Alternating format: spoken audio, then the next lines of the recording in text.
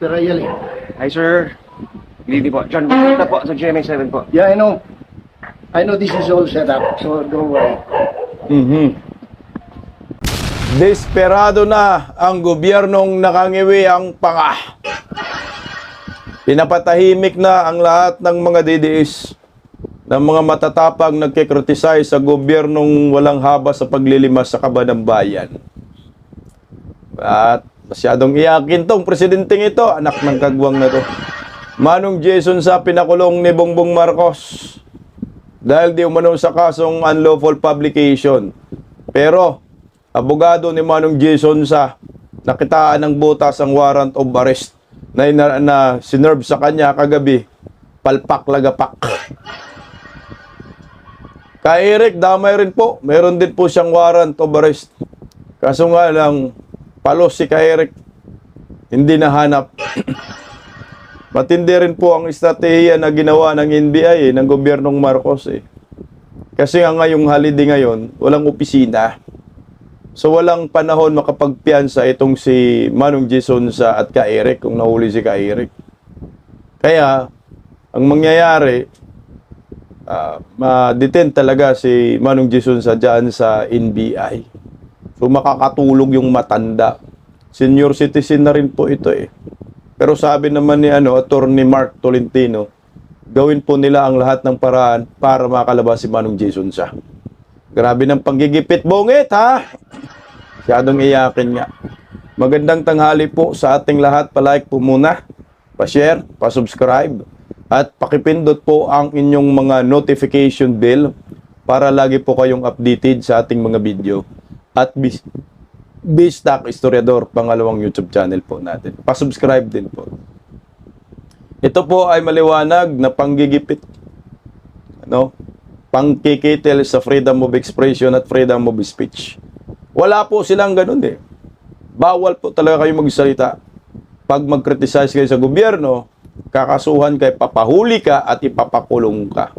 Anak ng kagwang, nakadalawang bisis na yan si Manong Jason sa ngayong Marcos admin na pinapakulong ni Bongbong Marcos. Kumakailan, di ba, sa Quezon City Ito na ba ang mitya ng martial law? Nabawal ka na mag-criticize sa gobyerno. Pag nag-criticize ka, may kaso ka, gawan ka ng kaso at papa-aristo ka.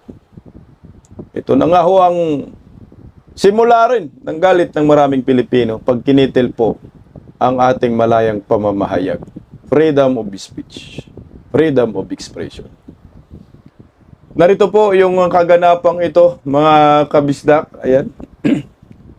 Mantakin mo si Manong Jason sa ay sinerbihan ng warrant of arrest, may mga midyang dala. Antindi sikat talaga si Manong Jason sa mga diday sikat. Ayan.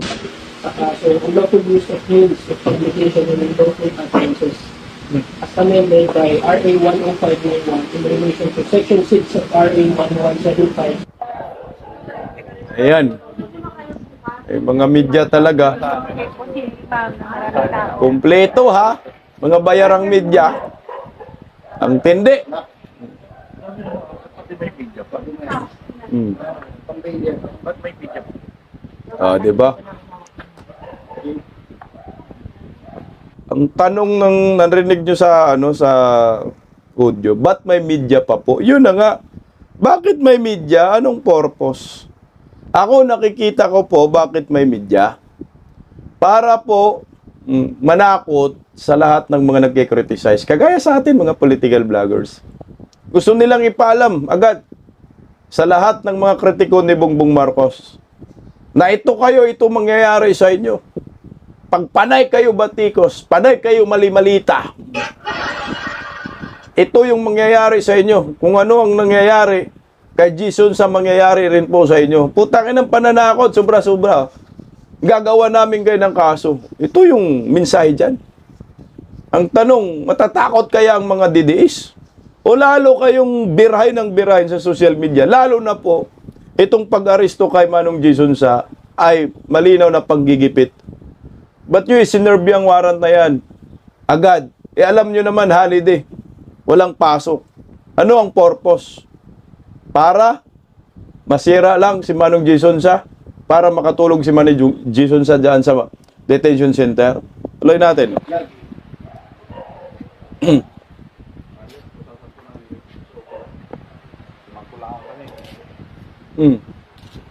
You know, pinusasan talaga si Manong Jason sa, no?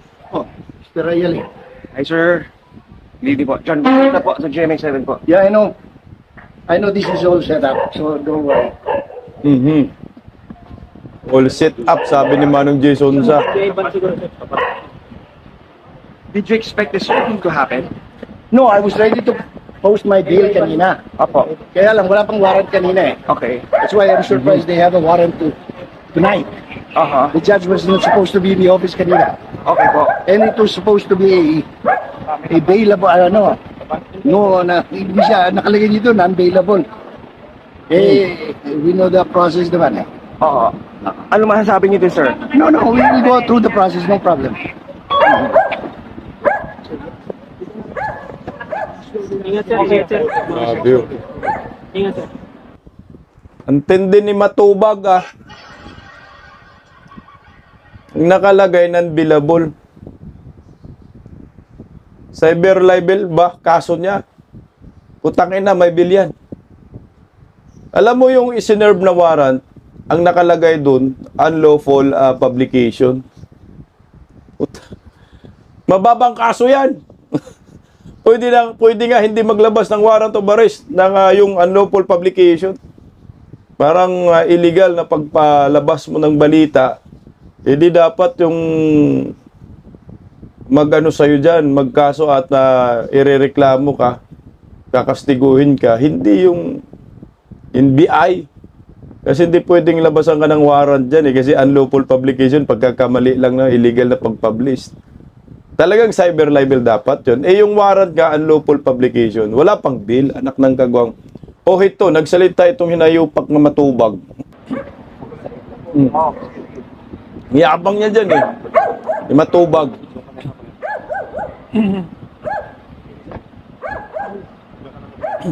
Wag din, sir.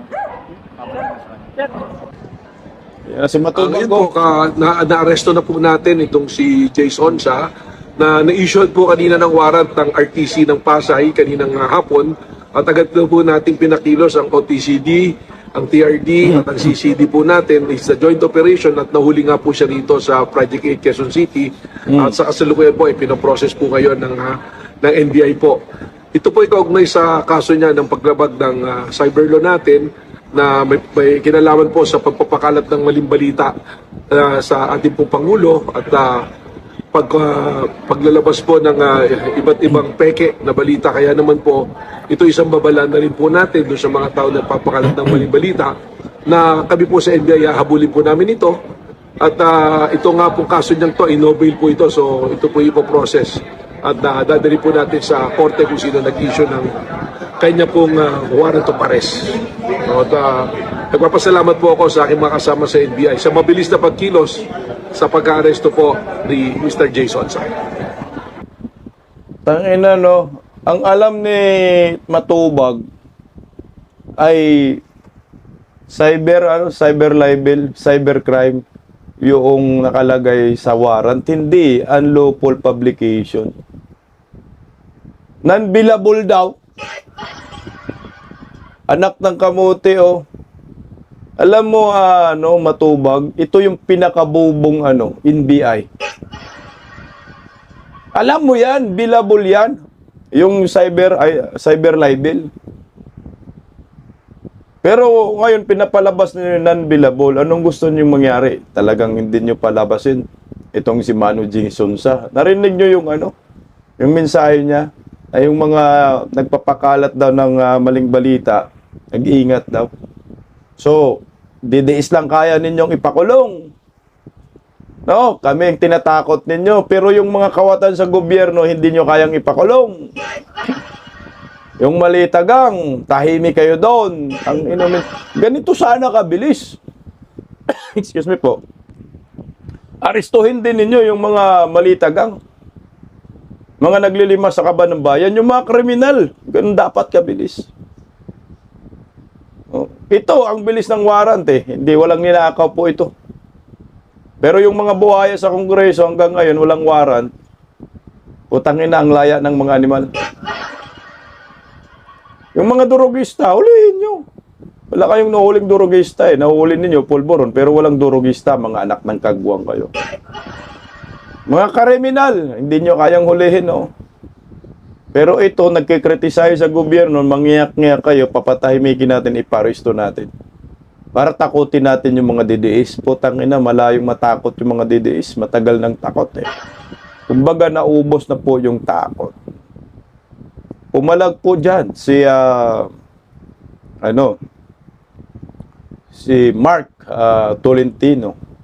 Ayan po ang abogado ni Manong Jason sa. Nag-research po ako ng unlawful publication. Ano ba nga ba itong unlawful publication bago po si Attorney Mark? Kung non-billable ba talaga ho ito? Ang unlawful publication sa Pilipinas ay karaniwang tumutukoy sa paglathala o pagkakalat ng impormasyon na ipinagbabawal ng batas. Lalo na kung nakaapekto ito sa isang kaso o sa korte o reputasyon ng isang tao. Puta, nakapekto ba kay Bangag ito?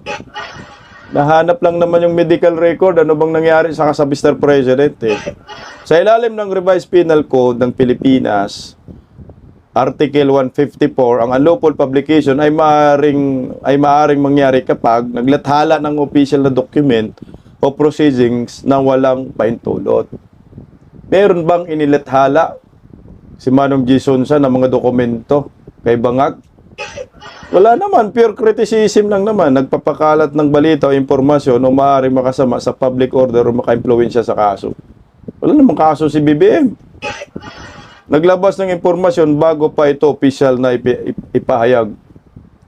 Meron bang ganon? Wala, lahat ng ganon ah. Tangina, bakit merong unlawful publication? Parusa, ito, matubag. May multa. Ibig sabihin, multa lang, may fine lang, billable. Meron daw pagkakulong sa bigat ng kaso, maring aresto minor o aresto mayor. Sa praktika, madalas ang multa ipinapataw, pero pwede may kulong kung mabigat ang epekto. Halimbawa, naka-epekto sa hustisya o public safety. Naka-epekto ba sa hustisya at public safety yung mga post ni Manong Jason sa? Wala. Kasi gusto lang naman niya malaman kung ano na bang nangyari ng lagay ng panahon ni Bongbong. Tsaka paano mo masasabi na fake news yung sinasabi ni Manong Jason sa na may sakit si Bongbong? Hindi nga naglabas ng medical records hanggang ngayon, anak ka ng kagwang. O narito po yung depensa ni Manong Jason sa. Pakinggan natin. Actually, yung kaso expected nito, but hindi naman expected na may arrest warrant siya today. Kasi nag-usap kami kaning umaga, yung kaso kasi na na-file sa court, dalawa yan, yung tinatawag na cyber libel and yung unlawful publication. But yung na-issuean ng warrant, yung unlawful publication, very minimal na kaso lang yan. I think nasa mga 6 months imprisonment lang yan. So, mali yung nakalagay, problema, mali ang nakalagay sa warrant of arrest. Non-billable Non-billable. We say non-billable only if the offense is punishable by reclusion perpetua or life imprisonment. Ang kaso nito is 6 months lang yata ang kaso na penalty.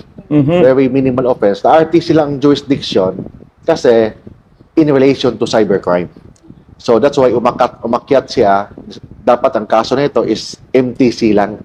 But because of the internet aspect, umakyat siya sa RTC. But this is a bailable offense or bail not required. Bail not required. So ibig sabihin, walang authority ang NBI na mag-aresto. Ang problema, I don't know, maybe nagkamali ang court, nag-issue ng warrant.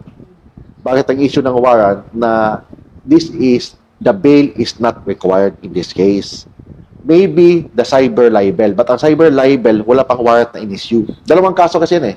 Cyber libel and unlawful publication. Ang unlawful publication, we believe, our team believe na may pagkakamali sa court. Bakit nag-issue sila ng warrant of arrest na itong kaso na ito, bail is not required. Bail is not required is different from a non-bailable offense. We will file a proper manifestation. Bail is not required. So, ibig sabihin, pwede na hindi ka mag-bail, pwede ka nang makakalaya or makakalaya ka kaagad.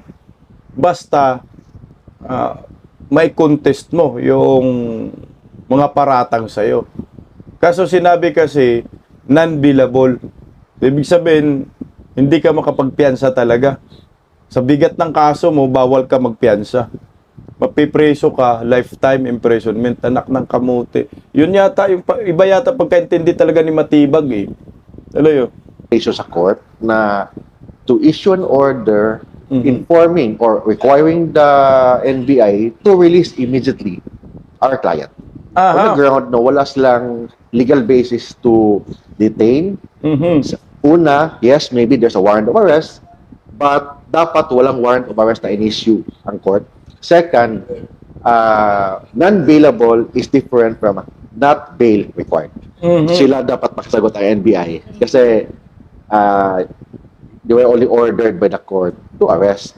Na maybe mali yung order ng court, but wala namang, I understand ng NBI, trabaho nila yan eh, na kung ano nakalagay sa court, ano nakalagay na order, mali man o hindi mali, trabaho nila kung ano nakalagay doon. Trabaho ko naman is to question the legality and the constitutionality ng order ng court. We will try tomorrow kung may court. Kung wala, we have no choice but Monday. Itong kaso na ito, ang nag-file ang NBI. Ang reason nila is may mga fake publication daw about the health of the president. So yun ang in-issue ko doon, sinite ko na argument sa preliminary investigation. Bakit ang NBI ang nag-file? Una, ang NBI wala namang personal knowledge about that publication. Second, the NBI is not the offended party. Maybe they have the authority to investigate, but wala silang personal knowledge kung anong nangyari. Diba? And may question din ako, bakit sa Pasay final? Maybe they file it in Pasay kasi ang office ng NBI dito sa Pasay.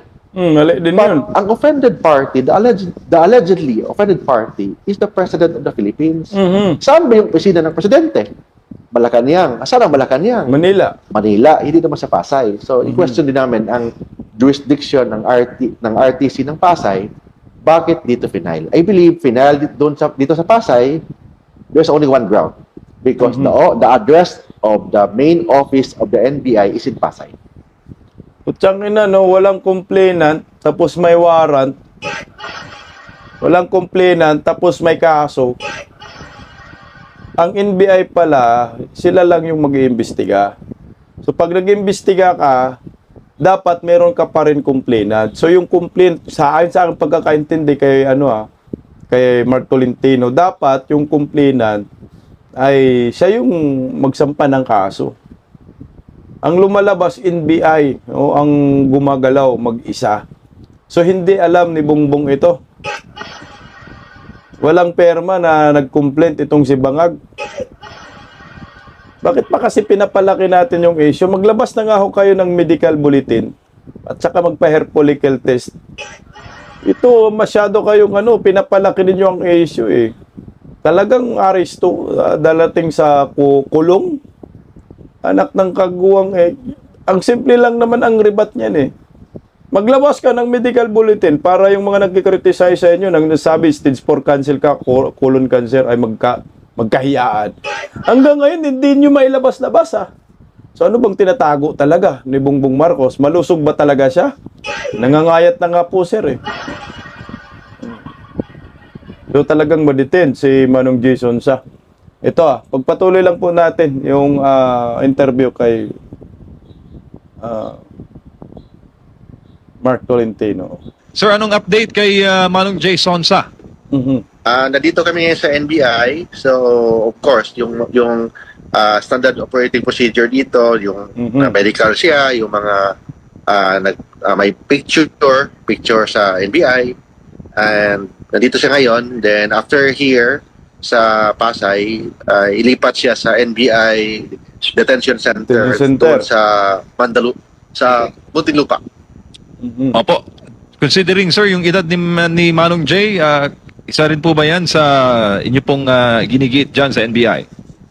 Yes, we are requesting na sana bigyan ng konsiderasyon kasi first senior citizen na si Mr. Jason sa and may sakit pa.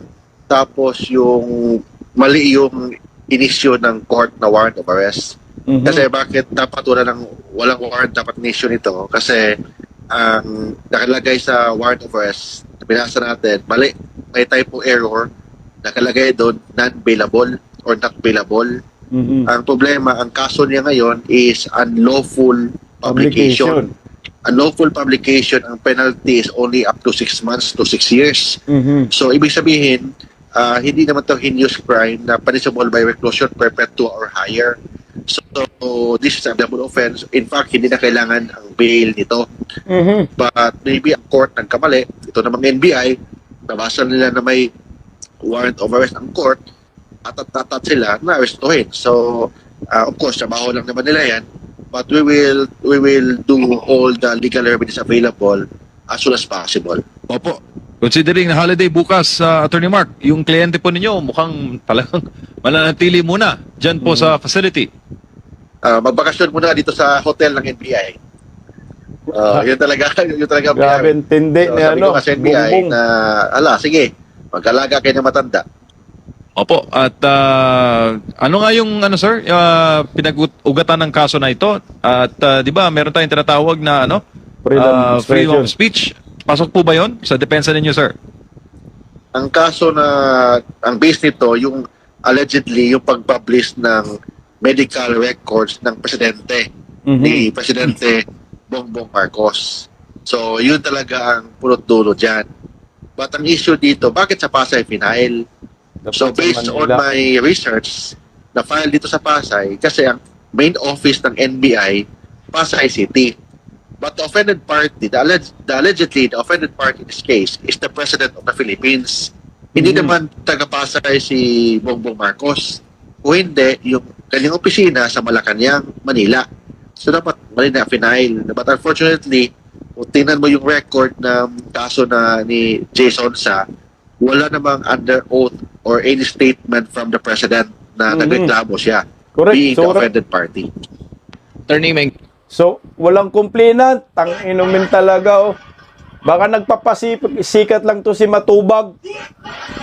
Matibag, kunting panahon na lang, matitibag ka na rin na yung paka.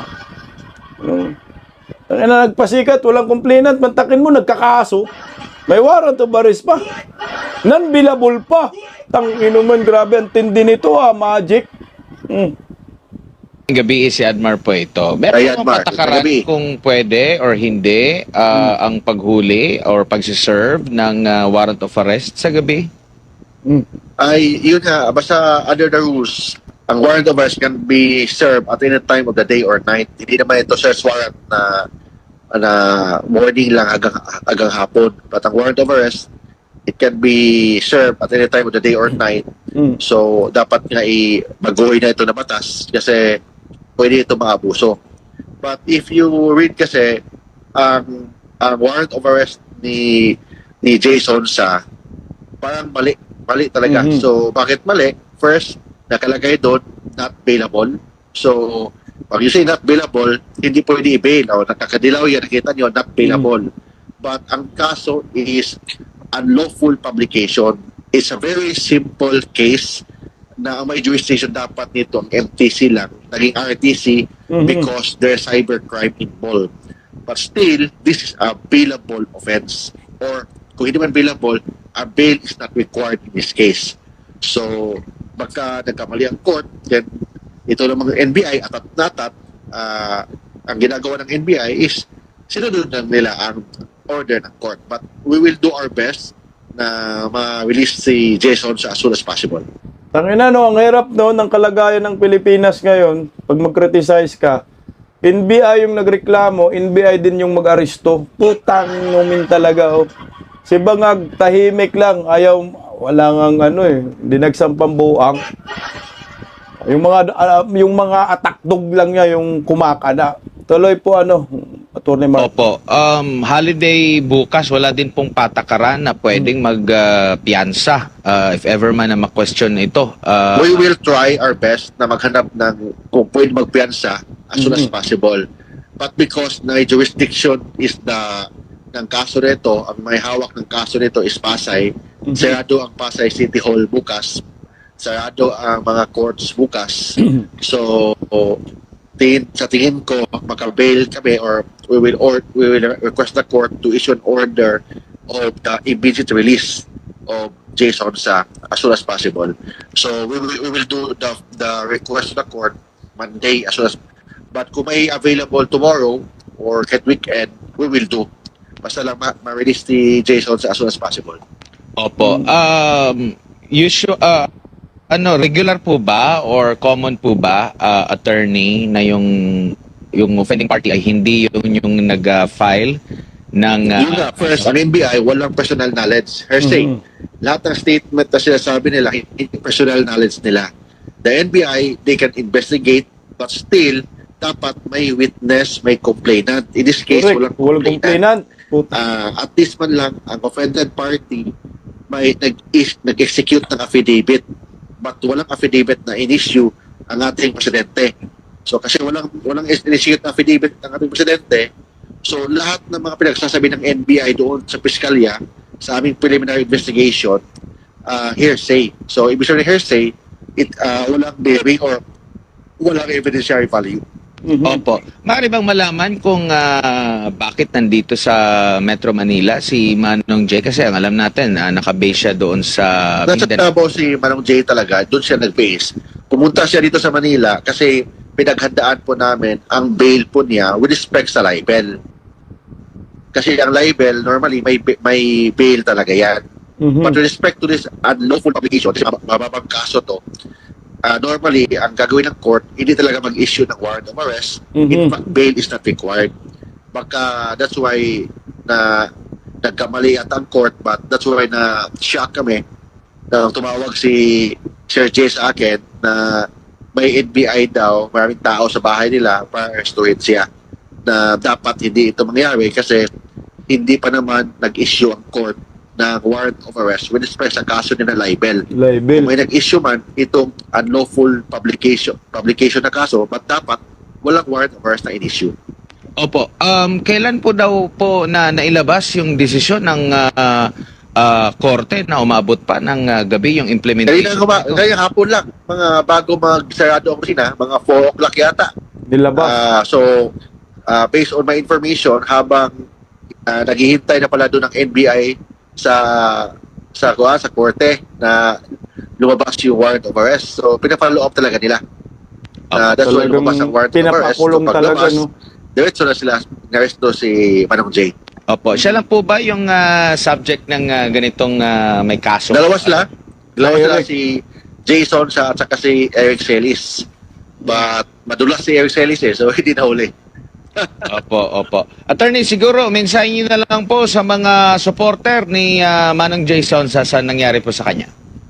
Sa lahat po ng mga supporters ni Jason huwag kayong mag-alala, lalo na kanyang pamilya, huwag kayong mag-alala. Healthy si Jason nandito siya sa hindi naman inalaga naman siya ng NBI, hindi naman siya pinapabayaan dito. Second, tutukan ko yung kaso niya na as soon as possible makalabas talaga siya as soon as possible. And third, we will file a motion to the court for the immediate dismissal of this case. Dismissal on the ground that the Pasay Regional Trial Court walang jurisdiction sa kaso nito. Bakit walang jurisdiction ang Pasay Regional Trial Court? Kasi hindi naman nangyari allegedly agreement sa Pasay. So, dapat hindi sa Pasay final ang kaso. So, it should be dismissed as soon as possible. Butya, no, maliwanag talaga ito ay panggigipit. Kasama rin si kay Eric dyan, no? Narito, Ayan. Pasay talaga, court. Pero walang complainant po yan. Ang sa akin lang, ang conclusion ko dito, maliwanag to ay pananakot lamang sa mga nag-criticize kay Bongbong Marcos sa gobyerno. Pero meron po tayong tinatawag na freedom of expression at freedom of speech. Yan yung artikulo. Article 3 sa Republic Act. malaya po tayong maghayag ng ating saloobin at damdamin. Bilang isang Pilipino, karapatan po natin yan bilang nasa demokrasyang bansa. Matatakot kaya ang mga DDS at mga nagkikriticize kay BBM? Ano sa tingin ho ninyo? Paggising sa umaga, tanghali at gabi, nakikita ko ang post niya, ang hapdi. Paano nga ba to? Di ako makatanggi. Watch ko na lang at isipin ng mabuti. Bisdak Pilipinas, Bisdak, tinig ng katotohanan. Sa bawat vlog may laban sa kasinungalingan. Mulat ang mata, gising ang masa. Bisdak Pilipinas, para sa bayan, gumigising sa diwa. Sa likod ng kamera, tapang ang dala, walang sinasanto kung mali ang gawa. Hinay-hinay, pero palaban. Boses ng tao sa digital na labanan. Bisdak, tinig ng katotohanan. Sa bawat vlog may laban sa kasinungalingan. Mulat ang mata, gising ang masa. Bisdak Pilipinas, para sa bayan, gumigising sa diwa.